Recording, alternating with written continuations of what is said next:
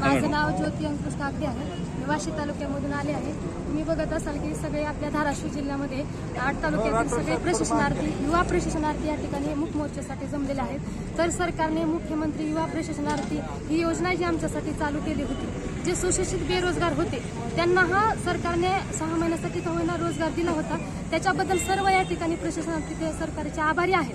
पण जसं की एकनाथरावजी शिंदे आपले मुख्यमंत्री ज्यावेळेस कार्यकालामध्ये होते त्यावेळेस त्यांचं एक स्टेटमेंट आहे की त्यांनी सांगितलं की असं कुठलंही सरकार नाही की त्यांनी आतापर्यंत ही आमच्या बेरोजगारांसाठी एखादी योजना आणली आणि त्या योजनेमार्फत या बेरोजगारांना कायमस्वरूपी म्हणा अशा योजनेमधून त्यांना रोजगार मिळावा अशी योजना स्थापनच केली नाही. पण माझ्या कार्यकाळामध्ये ही मुख्यमंत्री युवा प्रशासनार्थी अशी एक योजना मी चालू केली आहे. त्याच्यामध्ये जे सुशिक्षित बेरोजगार होते त्या बेरोजगारांना 6 महिने का होईना त्यांना कुणाला 5,000 असेल, 6,000, कुणाला 8,000 असेल, 10,000 हे मानधन देऊन सुद्धा त्यांना योजनेमध्ये मी तर असं म्हणतो की 6 महिने त्यांचा कार्यकाल संपला तरी सुद्धा त्यांना त्या आस्थापनेमध्ये आहे त्या ठिकाणीच त्यांना परमनंट जॉब मिळवून देईल असं त्यांनीच त्यांचं स्टेटमेंटमध्ये सांगितलं होतं. की मग आता आमच्या या सुशिक्षित बेरोजगारावर अशी वेळ आलेली आहे की आमचा कार्यकाळ कुणाचा 13ला, कुणाला 16 फेब्रुवारीला, कुणाचा 21 फेब्रुवारीला, कुणाचा 27 फेब्रुवारीला संपण्यात येणार आहे.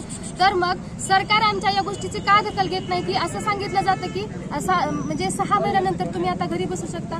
मग आता आमच्याकडे प्रश्न आहे की परत आम्ही पहिले बेरोजगार होतात, आता शिकून पहिले बेरोजगार होतात, आता आम्ही प्रशासनार्थी म्हणून सुद्धा बेरोजगार आहोत. तर आमचं एकच मागणं आहे की सरकार माय बापाला आमचे सगळे बघा आमच्या महिला छोटे छोटे लहान विद्यार्थी घेऊन मुलं बाळा घेऊन आलेले आहेत. कुणी हे बघा हे मॅडम पायाने अपंग आहेत, त्या सुद्धा या ठिकाणी कुटुंब मोर्चाला चालत आहे. खेडोपाडीमधून या ठिकाणी आपल्या महाराष्ट्रामधून जवळपास 1.5 लाख या ठिकाणी प्रशिक्षणार्थी आहेत. या धाराशिव जिल्ह्यामधून 3 ते 4 हजार प्रशिक्षणार्थी आहेत. तर अशांचा प्रश्न मला वाटतं की सरकारने जरा थोडीशी आमची दखल घ्यावी म्हणून आम्ही या ठिकाणी प्रत्येक ठिकाणी आता आम्ही जिल्हाधिकारी कार्यालयाला आता आम्ही आता आमच्या की 5-6 दिवसामध्ये 8 दिवसाखाली कोणाचा कार्यकाल संपत आहे. तर मग आम्हाला घरी बसल्यानंतर पहिलं पण आम्ही बेकारच होतो आणि आता पण शिक्षण घेऊन प्रशिक्षण घेऊन आम्ही परत पण बेकारच आहोत ना.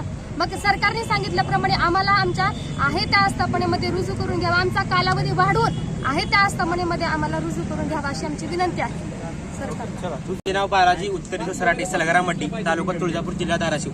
आम्ही आता सर्वजण मुख्यमंत्री कार्यकारी युवा प्रशिक्षण अंतर्गत जेवढे काय आस्थापनेवर लागले आहेत, प्रत्येक आरोग्य विभाग, तलाठी विभाग, शिक्षण विभाग, विविध शासकीय विभागामध्ये सर्व इथले युवक लागलेले आहेत. आपल्या सर्वांचं ग्रॅज्युएशन युवक आहेत.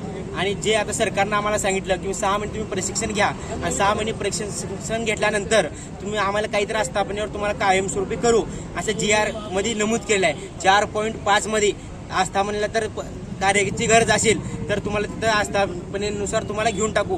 कारण आता मी आरोग्य विभागात असल्यामुळे आरोग्य विभागात कामाची अत्यंत गरज आहे. आमच्या आरोग्य विभागात कोणच परमनंट नाही आणि जे परमनंट नाहीत तरी सुद्धा आम्ही जे परमनंट आहेत त्याला 1 लाखच्या पुढे प्लस आहेत. प्रत्येक शिक्षकाला 1 लाखाच्या अधिक पगार आहे. परंतु आता आमचे जे मित्र आहेत जे फक्त 10,000, 8,000, 6,000 वरती विद्यार्थ्यांना शिकवण्याचं काम केलेत. DED होऊन कुणाकुणाला 4-4, 5-5 वर्ष झालं. पण आपलं मायबाप सरकारनं आम्हाला एक युवा प्रशिक्षण अंतर्गत 6 महिन्याचे ट्रेनिंग द्यासाठी आम्हाला दिलं.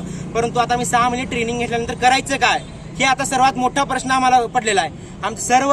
आमचे जे अख्ख्या महाराष्ट्रभर जे युवकांनी लागलेत त्यांचा एक मोठा प्रश्न आहे. नाही तर आम्हाला कॉन्ट्रॅक्ट बेसवर सरकारनं काहीतरी आम्हाला घेणं गरजेचं आहे. हे कारण 6 महिने आम्ही दुसरीकडलं जॉब सोडून कुणाचा धंदा असेल, कारण सरकारनं 6 महिन्याचं प्रशिक्षण काढलेलं होतं. सरकार काहीतरी मायबाप सरकार करेल ह्या ह्याच्यावर आम्ही 6 महिन्यासाठी तिथं रुजू झालो. दुसरीकडले 50-50, 40-40 हजार पगार सोडून 6,000, 10,000, 8,000 त्या एवढं मानधन असून सुद्धा शासकीय एक काम आहे म्हणून आम्ही तिथे रुजू झालो.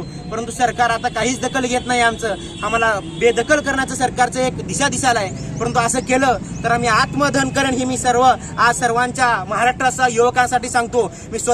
मी आत्मदहन करून आणि आमरण उपोषणासाठी मी स्वतः बसणार आहे. सर्वजण इथं मला मान्य दिले धाराशिव जिल्हा आणि जे तुकाराम बाबा तिने सुद्धा आमचं एक युवकासाठी लढण्यासाठी महाराष्ट्रभर लढत आहेत.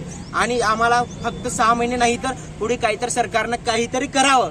कारण कॉन्ट्रॅक्ट बेसवर असो किंवा आम्हाला जे आता परिपत्र देणार आहेत तुम्ही 6 महिने प्रशिक्षण घेतलं त्याच्यात असं नमूद केले की शासनाचा काही संबंध राहणार नाही. हे शासनाचा असून सुद्धा काही संबंध येणार नाही हे असं शासनाचं दिलेलं आहे.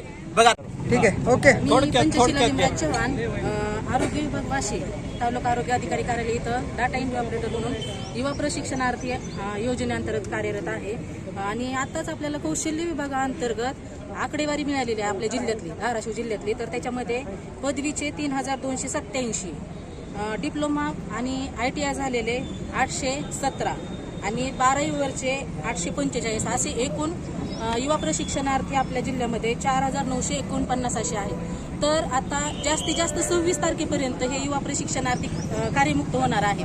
तर त्याच्यानंतर त्याच्या पुढचं काय आहे भविष्य, तर युवा प्रशिक्षणार्थी योजनेअंतर्गत एकतर प्रशिक्षणार्थी योजना ही 6 महिने ते 36 महिने असा कालावधी असायला हवा. तर 6 महिने जर अनुभव प्रमाणपत्र घेतलं तर त्याचा अनुभव म्हणून पण त्याचा उपयोग काय होणार नाही. तर त्याचा एकतर 36 महिने कालावधी वाढवावा, जेणेकरून आम्हाला स्पर्धा परीक्षा जर दिली, त्यामध्ये निवड जर झाली तर त्याच्यामध्ये आम्हाला गुणांकन पद्धत वाढवून मिळेल.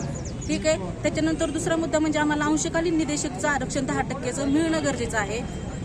आणि पुढचा मुद्दा म्हणजे अशा पद्धतीचे जे जिल्हा स्तरावरती खाजगीकरणाचे जे टेंडर निघतायत, तिथून मनुष्यबळाचा जो पुरवठा करण्यासाठी जे टेंडर जिल्हा परिषद अंतर्गत किंवा जिल्हाधिकारी कार्यालयाअंतर्गत जे निघतात ते बंद व्हायला पाहिजेत.